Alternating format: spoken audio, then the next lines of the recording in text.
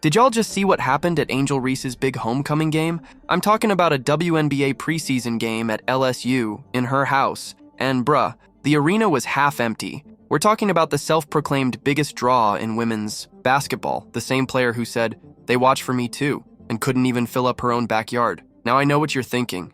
Nah, no way, that's gotta be cap. But it's not just rumors or haters online talking. We got the numbers, the visuals, the tweets, and even a spicy little Twitter clapback from her mom that made things way worse. And this goes way deeper than one game, bro. We're talking about endorsements, role changes, some real drama in Chicago, and oh yeah, Caitlin Clark out here breaking ticket sites while Reese can't sell $11 seats. Stick around. What you're about to see isn't just about one player. It's about what happens when the hype meets the hard truth. Let's talk about it. All right, so let's back this thing up for a second and really talk about why this moment even mattered. Angel Reese returning to LSU wasn't just a game. It was supposed to be a moment. Like, picture this. The Chicago Sky schedule a preseason. Matchup against Brazil's national team, right in the Pete Maravich Assembly Center, her old stomping grounds. This is where she became a national champion, where the confetti fell, where she made LSU history and turned into a household name. We're talking about the Bayou Barbie coming home as a pro now. First WNBA season behind her. Endorsement. Deals stacked, bigger spotlight than ever. This had all the ingredients for a celebration, like a homecoming queen pulling up to prom in a limo made of gold. You'd think it would be standing room only. Fans packed to the rafters, purple and gold everywhere, right? And not just LSU fans either. Angel's fan base is loud on social media. Millions of followers, always trending, always making noise. So the assumption was, of course this game's gonna sell out. This was supposed to be a thank you moment, a we never forgot you type of vibe. Even the arena itself tells the story. The Pete Maravich Assembly Center holds 13,000 fans when it's rocking. And if you've watched Reese's LSU run, you know that place used to be electric. Screaming fans, signs in the crowd. That joint felt like a playoff series every night. So with all that, a preseason WNBA game at that venue, it should have been a layup. A packed house, cameras flashing, applause echoing. But what actually happened next was anything but that. But here's where the whole thing flips. You would have expected a packed house, right? I mean, Angel Reese coming back to the place where she won it all, you'd think tickets would be gone in seconds. People lining up outside. Resale prices through the roof? Nope, not even close. When the game tipped off, the arena was half empty. Only 6,373 people showed up. That's not even half of the 13,000 seat capacity. Like, you could hear individual claps in some sections. Whole rows?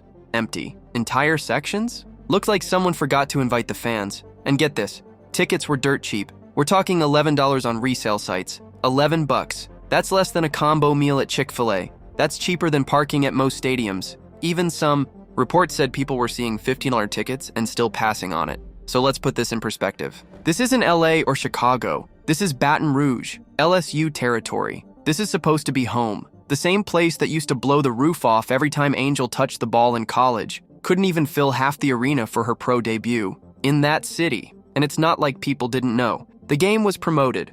The marketing was out there. Fans had time.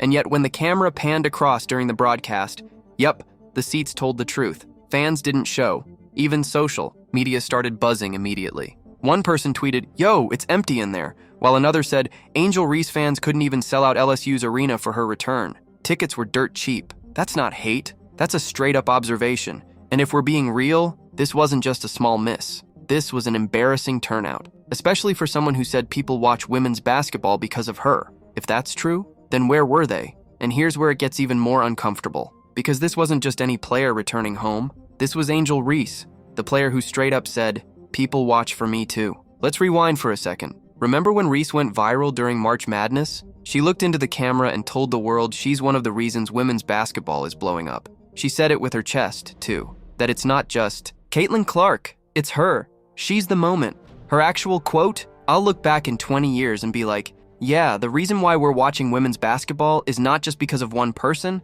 it's because of me too." She didn't say Clark's name, but we all knew what that was about. And you know what? She has every right to feel confident. She won a championship, she built a brand, she secured big-time endorsement deals, and she became one of the most recognizable names in the sport. But that kind of claim sets a bar. When you say you're one of the main reasons people watch, people are gonna look at the numbers. They're gonna ask, okay, so are the fans actually showing up for you? And when Angel came back to LSU, That was the test. That was her moment to prove it. If she's really moving the needle like she says, then this should have been a sold-out, standing-room-only, crowd-screaming homecoming. Instead, the camera caught aisles of empty seats.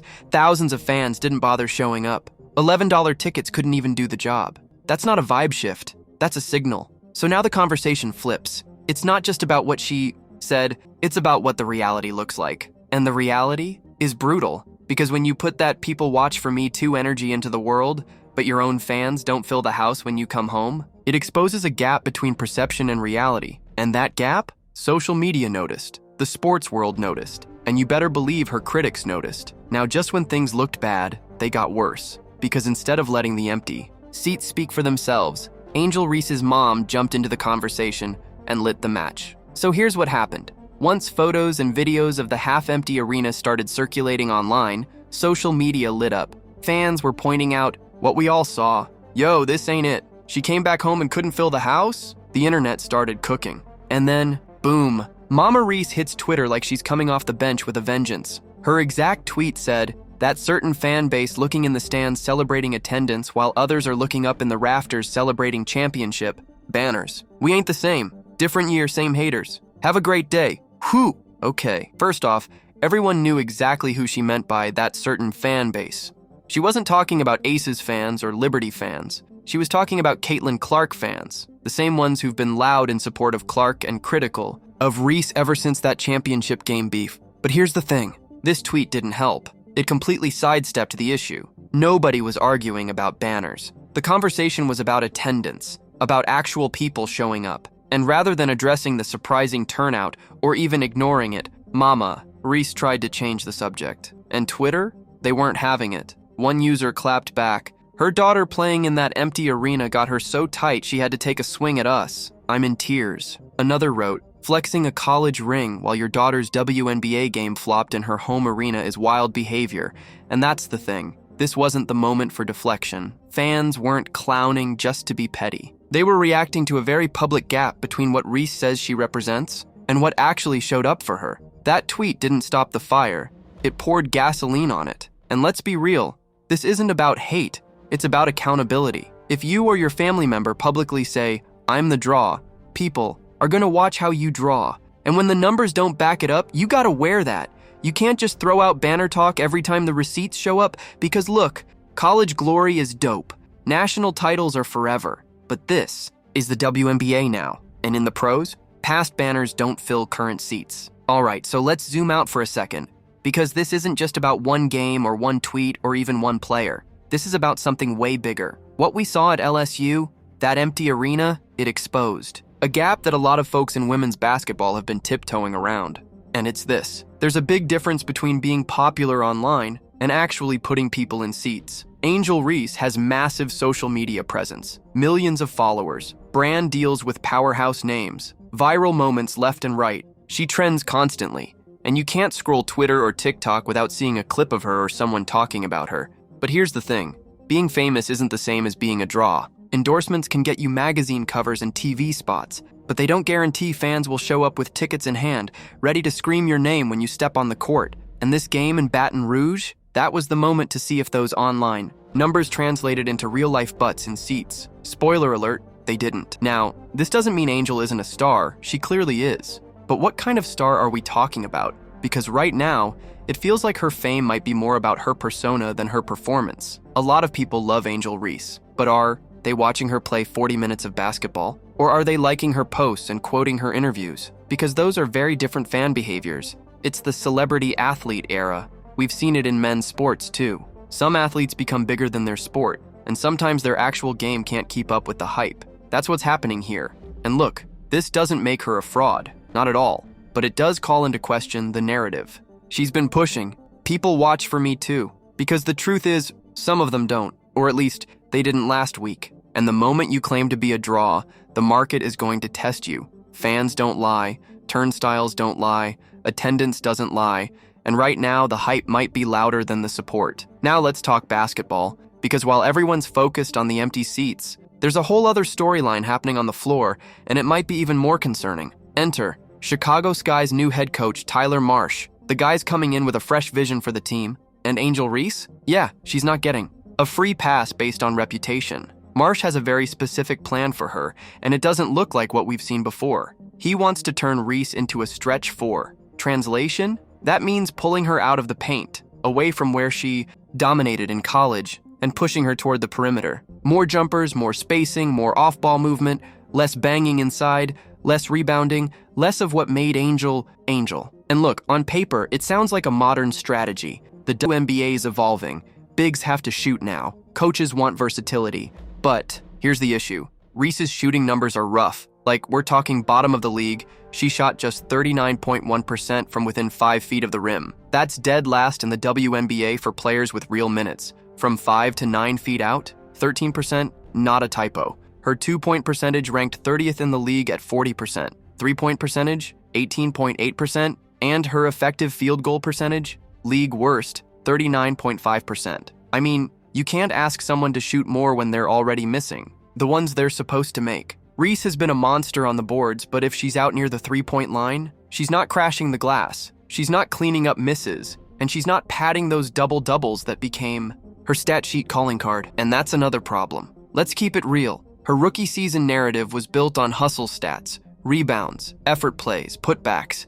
That's where she made her mark. But Coach Marsh seems to be clearing the lane for someone else. Camilla Cardoso, the 6'7" beast out of South Carolina, is expected to take over inside, and she's way more efficient near the rim. Cardoso shot a higher percentage, moves better in the paint, and frankly looks more like the traditional Big Marsh, once dominating down low. So now what?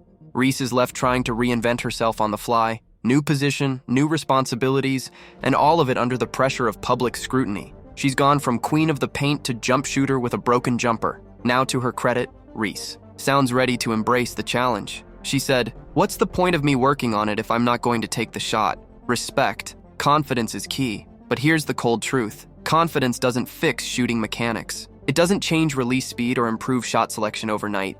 You can believe in yourself all you want, but in the W, the numbers will humble you. And the timing of this role change, it couldn't be worse. She's already dealing with criticism off the court about her actual draw. And now on the court, the one thing she did at an elite level, rebounding, is being taken off the table. No paint presence, no putbacks, no chaos under the rim. It's not just a tactical shift, it's a full identity change. And that raises a tough question. If Angel Reese isn't racking up double-doubles, what is she right now? A developing forward with below-average shooting splits? A social media star still finding her game?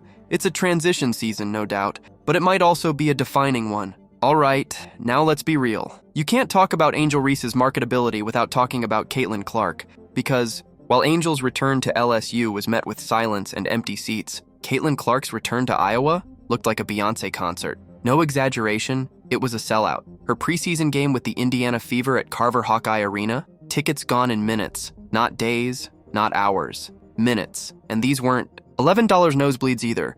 Average resale prices over $400. Yeah, you heard that right, for a preseason game. Meanwhile, Angel Reese fans couldn't fill half an arena with tickets cheaper than a movie ticket. That's not hate, that's the scoreboard. And it's not a one-off either. Caitlin Clark isn't just packing her home court, she's forcing teams across the country to move venues. Teams that usually play in 10,000-seat buildings are upgrading to NBA arenas just to handle the demand when Clark comes to town. The Indiana Fever are playing 41 out of 44 games on national TV. That's basically the WNBA saying, yeah, she's the ratings magnet now. And speaking of ratings, her debut game, 2.25 million viewers. Most watched NBA game in decades. Her jersey, best-selling rookie jersey in WNBA history, before she even touched the court as a pro. Let that sink in. And here's the real kicker. Caitlin's not even talking about it. She's not saying, people watch for me too. She's not flexing in interviews. She's not picking fights on social media. She just shows up, drops logo threes, and lets the fans, the ticket prices, and the numbers do the talking. You don't see her mom clapping back online. You don't see her team scrambling to defend her draw, because they don't have to. The results speak loud enough. So when you line them up side by side, the difference couldn't be clearer. Angel Reese came back to LSU, barely filled half the arena. Caitlin Clark came back to Iowa, sold out the place instantly. Angel fans were tweeting about banners. Clark fans, they were holding tickets. This isn't about who's better on the court. That debate can happen all season. This is about who's actually putting people in seats, moving the needle, and growing the game in real time. And right now, Clark is doing that at a level no one else in women's basketball is even close to touching. So here's where we land. Angel Reese said she's one of the reasons people watch women's basketball, that she moves the needle, that fans are tuning in for her just like they do for Caitlin Clark. But when the lights came on, when the moment was hers, the fans didn't show up. A return to her alma mater, championship nostalgia, $11 tickets, and still over 6,000 empty seats. Now on the court, she's getting moved out of her comfort zone. No more cleaning the glass, no more stat padding with double-doubles, just mid-range jumpers and a role she hasn't proven she can thrive in. Yet, off the court, she's loud, she's branded, she's marketable on paper. But when the spotlight actually hit, it exposed the gap. Meanwhile, Caitlin Clark didn't say a word. She just sold out her home arena, drove ticket prices through the roof, broke viewership records, and quietly became the biggest draw in women's sports. Period. This isn't about rooting for one and hating the other. It's about what the numbers say. It's about results. Not talk, not tweets, not branding, just facts. And if Angel wants to own that spotlight she's been claiming, she's got to meet the moment on the court and in the crowd, because the hype was loud. But reality? Even louder.